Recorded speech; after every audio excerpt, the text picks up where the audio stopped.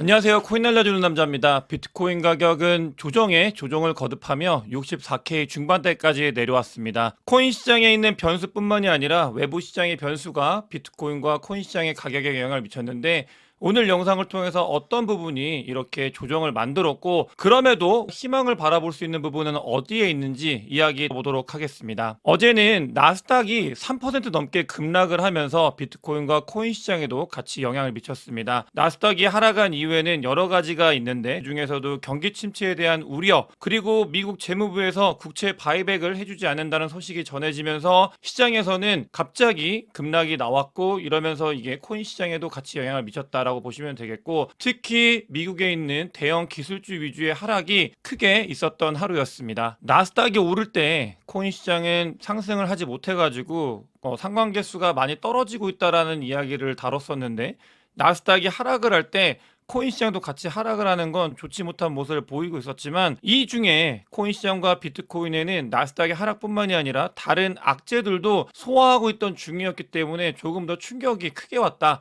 이렇게 보시면 되겠습니다. 실제로 나스닥 같은 경우는 2020년도 10월달 이후로 가장 큰 폭의 하락이 있었다고 합니다. 2022년도 10월달 같은 경우는 한창 장이 코인 시장도 엄청 좋지 못했던 그런 시기였기 때문에 정말 큰 폭의 하락이었다라는 걸 알 수 있고, 말씀드린 것처럼 거시경제 상황이 좋지 못하고 경기 침체에 대한 염려, 이런 부분들이 시장을 짓눌렀는데, 실제로 미국을 제외한 다른 나라들 같은 경우는 금리를 내리면서 이 경기 침체에 대한 부분들을 하나하나 극복해 나가기 위한 발버둥을 치고 있는 단계다라고 보시면 되겠습니다. 중국 같은 경우도 내렸고, 캐나다 같은 경우도 내렸고, 유럽 같은 경우도 내렸고, 덴마크도 내렸다고 합니다. 그러면서 미국의 차례일 것이다 라는 것들이 시장에서 점점 돌고 있는 그런 상황이고, 정리하면 늘 말씀을 드렸지만 금리를 인하한다 라는 부분 같은 경우는 경기가 무언가 정상적이지 못하다, 경기 침체, 그리고 경기가 나빠지고 있다라는 걸 막기 위해서 금리 인하를 하는 거고, 뒤에 유동성이 풀리면서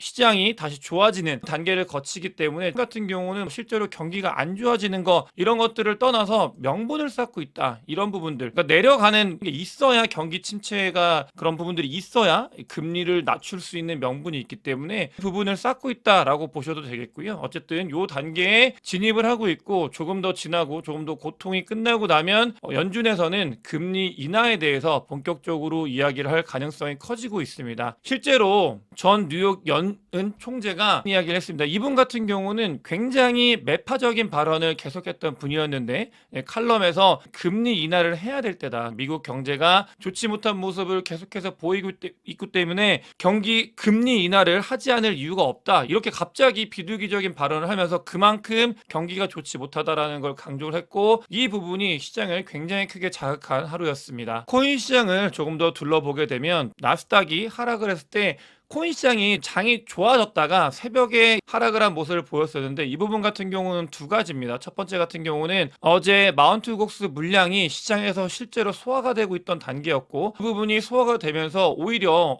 하락폭이 너무 적네? 라고 하면서 매수세가 몰리던 타이밍에 나스닥이 급락을 하면서 같이 하락을 한 이런 케이스가 있었다라는 걸 인지를 하셔야 되겠고요. 그러면서 64K까지 빠지면서 실제로 롱 포지션이 많이 구축이 되고 있는 이 구간을 깨고 내려간 모습을 확인할 수 있습니다. 롱 포지션 같은 경우는 63K까지도 강하게 형성이 됐고, 숏 포지션은 65K부터 계속해서 두껍게 더 많이 형성이 되고 있는 모습을 확인을 할 수 있습니다. CVD 자료상으로 봤을 때 중요한 특징이 두 가지가 있는데, 고래들 같은 경우는 이번 하락에 움직임을 별로 보이지 않고 있는 걸 확인할 수 있습니다. 물론 보라고래 같은 경우는 비트코인이 하락을 하면서 차익에 대해서 실현을 하고 있는 모습을 일부 보이고 있는데, 다른 리테일들에 대비해서는 굉장히 포지션을 유지하고 있는 걸 확인할 수 있고, 갈색고래는 오히려 더 매집을 한 모습을 확인을 할 수 있습니다. 또 두 번째 특징 같은 경우는 이 63K 라인에 강한 매수벽이 형성이 되고 있다는 거, 아주 의미 있는 매수벽이 오랜만에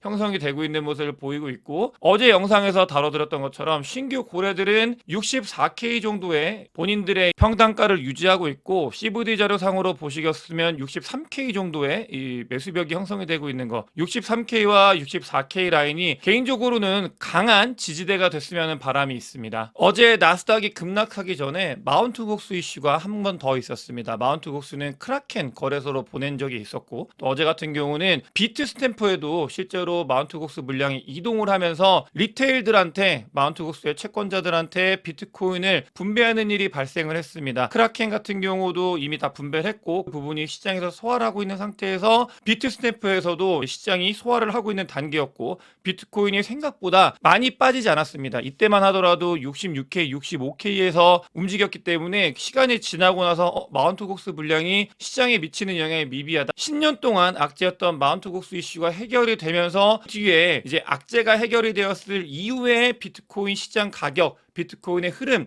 이런 것들을 사람들이 예측을 하면서 더 많이 매수세가 붙었었고, 오히려 점점점 조금씩 상승을 하는 모습을 보였었습니다. 뒤에 아까 말씀드린 것처럼 나스닥의 급락이 나오면서 다시 비트코인이 조정을 받고 있는 단계였고, 정리하면 코인의 이슈, 코인의 악재들은 충분히 시장에서 소화를 해내고 있는 단계였다. 코인 자체적으로는 악재를 모두 다 해소할 수 있는 그런 펀더멘털적인 힘이 있었다라는 걸 반드시 알고 가야 되겠습니다. 실제로 크라켄에서 분배가 됐던 비트코인들은, 그러니까 마운트 곡수의 비트코인들은 크라켄 거래소 밖으로 빠져나가는 걸 확인할 수 있습니다. 이게 꼭 팔지 않는다라고 확정을 지을 수는 없지만, 어찌됐든 간에 크라켄 거래소에서 다른 거래소나 다른 자기의 월렛으로 이관을 하려고 하는 모습을 보이고 있고, 자, 마운트 곡수 같은 경우 마운트 곡수의 채권자들은 이런 케이스를 생각을 하셔야 됩니다. 어떤 거냐면, 마운트 곡수도 거래소였어요. 이분들 같은 경우는 10년 전에 마운트 곡수라는 거래소에 비트코인을 보관을 하고 있다가 마운트 곡수가 해킹이 되고 무너지면서 10년 동안 비트코인, 자기의 비트코인이죠. 근데 그걸 갖지 못했던 사람들이기 때문에 거래소에 대한 신뢰가 많이 없는 분들입니다. 이 크라켄 거래소에서 비트코인이 많이 빠져나간다라는 거는 마운트 곡수의 채권자분들이 본인의 개인 월렛으로 비트코인을 빼나간다라는 거에 조금 더 상관관계가 높다라고 볼 수 있는 부분이고요. 비트코인이 시장에 던져지기보다는 개인이 보관을 하는 그런 움직임이 보이고 있다라는 점에서 긍정적으로 작용하는 변수라고 보시면 되겠습니다. 마운트 곡수 이슈 말고 코인 시장에는 중요한 변수가 한 가지 더 있습니다. 이더리움 현물 ETF인데요. 이더리움 현물 ETF가 이 거래일째 거래가 되고 있습니다.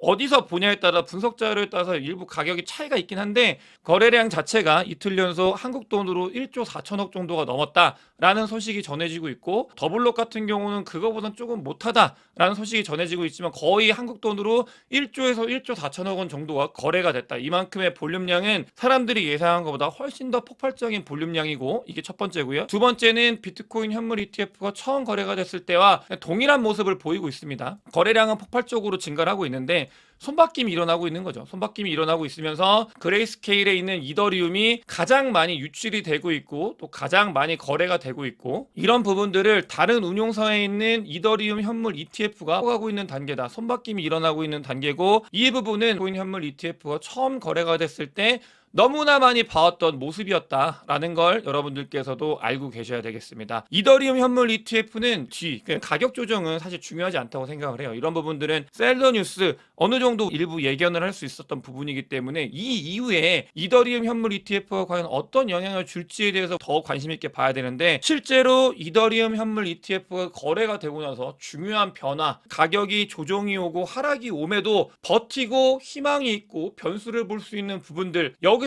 하나 찾을 수 있습니다. 이더리움 현물 ETF의 거래 이후에 이더리움의 거래 볼륨량 자체가 증가하고 있는 걸 확인할 수 있습니다. 너무나 퍼포먼스가 좋지 못했고 비트코인의 퍼포먼스만 좋았던 상황에서 이더리움 현물 ETF의 거래 이후 이더리움의 거래 볼륨량이 증가를 하고 있다. 이런 부분들, 이더리움의 거래 볼륨량이 증가하고 있다는 건 비트코인 이외에 알트코인에 대한 관심도가 조금은 올라가고 있다는 걸 의미하기 때문에, 이 이후 이더리움 현물 ETF가 모든 걸 소화하고 나서 이더리움의 가격 상승이 알트코인들의 가격 상승으로도 유발시킬 수 있는 변수의 시작점, 이런 작은 변수, 흐름 부분들을 여기서 볼 수 있다. 희망을 볼 수 있다는 걸 확인할 수 있고요. 실제로 여러분들 잘 아실 겁니다. 비트코인 현물 ETF 며칠 동안 손바뀜이 일어나면서 장이 좋지 못하고 셀더 뉴스가 나오면서 좋지 못했다가 그 부분이 정리가 되고 아주 큰 폭의 상승이 있었습니다. 이 단계를 지나고 있다.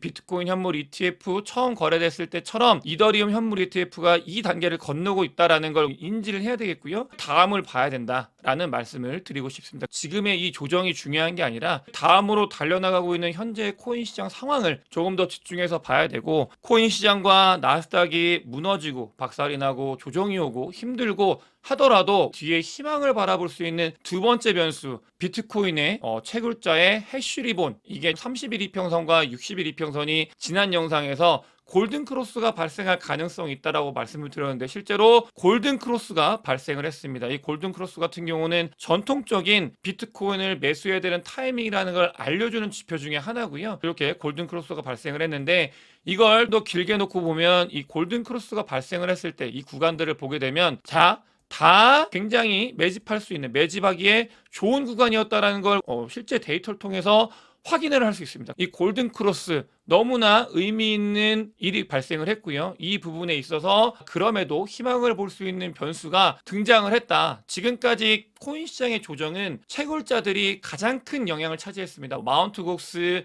독일 정부 이런 것들이 심리적으로 억누르더라도 실제로 비트코인 채굴업자들의 전쟁 뒤에 있는 부분들이 가장 크게 영향을 미쳤었는데, 이게 거의 끝나가고 있다. 이런 지표들이 나타나고 있고요. 또 스테이블 코인의 토탈 캡 같은 경우도 다시 상승을 하고 있는 걸 확인을 할 수 있습니다. 이런 부분들은 지금 무너지고 있는 시장에서 희망을 볼 수 있는 부분이라고 생각을 하고 있고요. 트론에 있는 USDT가 1조 원 넘게 새롭게 민팅이 됐다라는 걸 확인할 수 있습니다. 돈들이, 자금이 계속해서 유입이 되고 있다는 증거를 확인을 할 수 있고, 해시덱스 같은 경우는 비트코인과 이더리움을 추종하는 ETF에 대해서 SEC한테 승인해달라 라고 요청을 했습니다. 근데 이게 승인이 되고 나면은 비트코인, 이더리움 뿐만이 아니라 다른 코인들도 이 안에 들어올 수 있다. 다양한 알트코인들이 ETF 안에 묶일 수 있는 가능성이 열린다라는 걸 집중해서 봐야 되고, 그렇게 되면 이더리움 현물 ETF 이후에 이더리움 뿐만이 아니라 알트코인의 상승에 불을 지필 수 있는 변수 한 가지가 더 발생을 했다라는 걸 알아야 되고요. 정치의 이야기들이 코인 시장에도 영향을 미치고 있는데,